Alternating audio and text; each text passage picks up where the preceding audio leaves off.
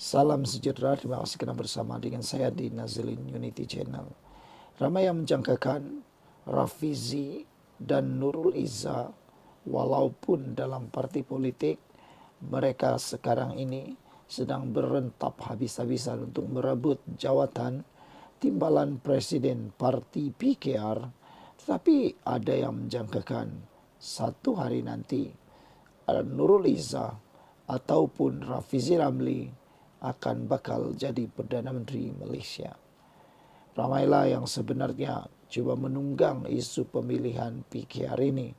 Mereka cuba melaga-lagakan Rafizi dan Nurul Izzah.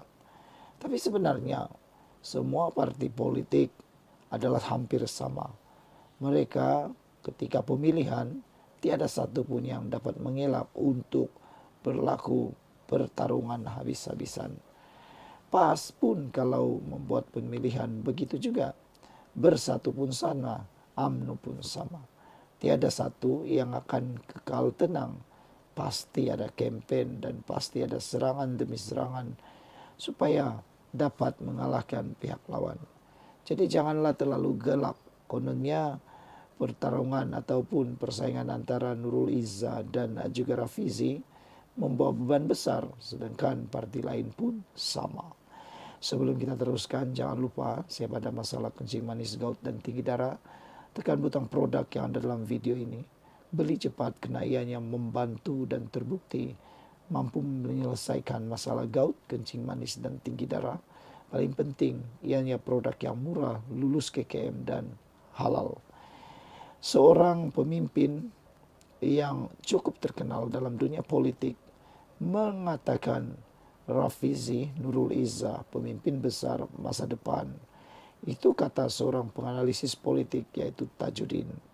Ahli akademik Tajuddin Muhammad Rasdi menyambut baik proses demokrasi dalam saingan bagi jawatan timbalan Presiden PKR antara penyandang Rafizi Ramli dan pencabarnya Nurul Izzah Anwar. Tajuddin menyifatkan kedua-dua ahli politik itu sebagai pemimpin besar masa depan yang berpotensi menjadi Perdana Menteri Malaysia. Saya yakin Nurul Izzah Anwar boleh menjadi Perdana Menteri Malaysia, wanita pertama. Tetapi pada masa yang sama, saya juga yakin bahawa Rafizi Ramli juga akan bakal menjadi Perdana Menteri yang seterusnya. Tiada masalah untuk Rafizi menjadi Perdana Menteri. Hanya pembenci Rafizi yang mungkin tidak suka Rafizi menjadi Perdana Menteri. Menurut ahli akademik lagi, saingan itu boleh membawa harapan kepada Malaysia bertentangan dengan persepsi negatif yang lebih meluas berikutan tindakan Nurul Izzah bertanding jawatan itu manakala bapaknya Perdana Menteri Anwar Ibrahim kekal sebagai Presiden Parti bagi penggal 2025 hingga 2028. Pertama sekali saya ingin mengatakan bahawa bukankah ini yang sepatutnya untuk sebuah parti demokrasi?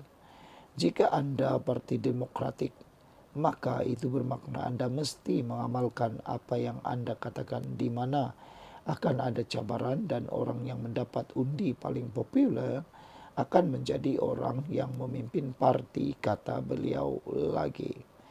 Sekarang ini berbeza dengan beberapa parti lain yang menangguhkan pemilihan parti mereka, menangguhkan dengan harapan untuk terus kekal berkuasa, kata Tajuddin. Dia berkata demikian dalam mempertahankan pencalonan Nurul Izzah yang disifatkan pengkritik sebagai satu bentuk nepotisme dalam PKR dan bagaimana amalan itu kini telah diterima oleh komponen Pakatan Harapan PH. Kita hidup di sebuah sistem demokrasi dan ada jabatan pendaftaran pertubuhan. Jika anda mendaftar sebagai parti politik, maka perlu ada pilihan raya, katanya lagi. Dan begitulah cara saya memahaminya. Melainkan sudah tentu ada cara khas di mana anda memutuskan untuk mengatakan bahawa ia fidelistik dan parti ini fidelistik. Selepas ini anak-anak saya akan mengambil alih dan perkara semacam itu, hujahnya. Tajuddin menyatakan bahawa memandang persepsi sokongan PKR yang semakin berkurangan dan ia kini membentuk kerajaan dengan bekas seteru politik daripada BN, keputusan untuk meneruskan pemilihan parti adalah percobaan untuk mempamerkan kekuatan dalaman parti dan bukannya mendedahkan pergolakan dalaman. Merujuk kepada perebutan jawatan timbalan presiden, Tajudin mengulangi bahawa Rafizi dan Nurul Izzah mempunyai kekuatan mereka sendiri dan mereka telah melangkah jauh dari pembentukan awal PKR pada zaman awal gerakan reformasi. Bagi saya, Rafizi Ramli adalah permata dan Nurul Izzah juga permata. Kedua-duanya adalah pemimpin masa depan yang hebat. Kedua-duanya berusia 40-an dan untuk mereka diamanahkan mungkin untuk memegang jawatan timbalan presiden petanda baik untuk negara, katanya. Kerana mungkin kemudian kita akan mempunyai pemimpin muda baru yang untuk negara kita yang mempunyai visi yang tidak seperti miliki orang Rama, katanya lagi. Dalam menyenaraikan merit Rafizi dan Nurul Izzah, Tajudin berkata kedua-dua pemimpin tidak mungkin menggunakan naratif berkauman agama untuk Malaysia dan mereka mempunyai sejarah tidak bersetuju dengan Anwar dalam isu-isu tertentu. Kita boleh lihat kedua-duanya mempunyai fikiran sendiri dan ini bagus kerana ia bukan mengenai ketidaksetiaan tetapi ia mempunyai pendapat dan mempunyai keberanian untuk bercakap secara profesional. Itu adalah sesuatu yang sangat dihargai dan bukannya hanya mengikuti naratif politik lama. Katanya sambil menyurut, Nurul Izzah juga berpotensi untuk muncul sebagai Perdana Menteri wanita pertama Malaysia. Pada 10 Mei, sehari selepas mengesahkan pencalonannya, Nurul Izzah mengkritik lanjutan ketiga yang diberikan kepada Ketua Pesuruhjaya SPRM Azam Baki, satu tindakan yang dilihat sebagai kenyataan umum pertamanya terhadap tindakan pentadbiran bapanya. Bagi Rafizi, Tajudin menyamakan Menteri Ekonomi itu dengan Perdana Menteri Singapura Lawrence Leong Yong dengan minda taktikal itu dan juga keberaniannya untuk bercakap dengan jelas dan berkesan. Dalam saingan yang semakin hangat, Rafizi telah menyatakan kesediaan untuk berdebat secara terbuka dengan Nurul Izzah, tetapi pengerusi PKR Pulau Pinang itu malam tadi sebaliknya membuat gesaan umum untuk meredakan ketegangan dan memulakan penglibatan bermakna dengan ahli PKR. Pemilihan pimpinan pusat PKR adalah pada 23 Mei juga bersempena Kongres Nasional Parti itu yang akan diadakan di Johor Bahru.